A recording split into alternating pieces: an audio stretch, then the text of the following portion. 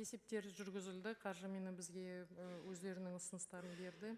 Жаңағы 5 әдістеме бойынша өзіңіз айтып кеттіңіз ғой, соны есептегенде негізі мынау межразрядный коэффициент дейміз ғой, ең төменгі жалақы өскеннен кейін межразрядный коэффициент те өседі. Оны мен жаңағы бюджетке төленетін төлемдердің де қаржысы бөлек есептеледі. Соның бәрін қосқанда 47-48 миллиардқа шығып тұр қосымша төлемдер. Ал жаңа сіз өзіңіз айтып кеттіңіз, қаржыны енді бюджетке тапсырып отырсыздар, неге соған үнемдемейсіздер деп. Негізі ол қаржылардың программасы енді қалай айтайық, мақсаты басқа, сондықтан бұған етілмеді. Қазіргі уақытта ол ерте айтуға, бұл трибунадан сізге ертең болады деп мен сізге уәде бере алмаймын.